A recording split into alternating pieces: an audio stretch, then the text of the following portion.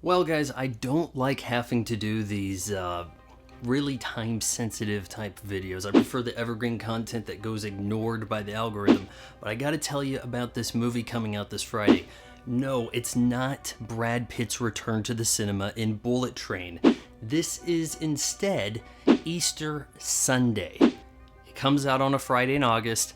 I didn't come up with the title, but Easter Sunday is the only comedy coming to theaters this summer.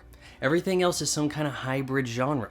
Bullet Train might be a comedy action. There's a bit of an action adventure in that Lost City movie. This is your strict old school, let's get a comedian vehicle going and make him a movie around that. So Easter Sunday stars Joe Coy and it's based on his stand-up comedy.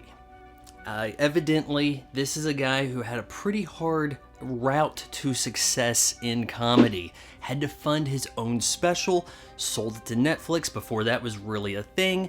It took off, and more than anybody else, really benefited from the lockdown. Because during the lockdown, Steven Spielberg wasn't able to go out making movies. He watched this special on Netflix and said, hey, let's make a movie around this guy. And so here we are with Easter Sunday. What could it possibly be the very last attempt to give a stand-up comedian a movie? If a stand-up comedian can't get a movie, what is the end goal for comedy?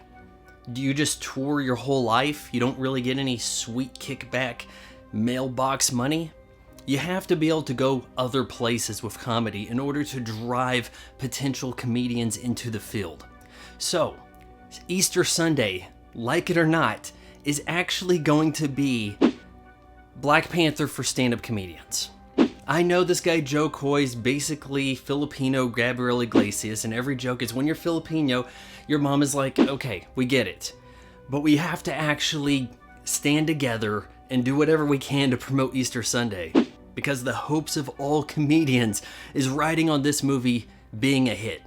Easter Sunday needs to make $100 million, or there may never be a comedy that goes to theaters ever again. If you appreciate a YouTube channel that doesn't just pad out content to get to the 8-minute mark so that it can hammer you with ad breaks, then you should subscribe to my son's channel. You just got done watching it.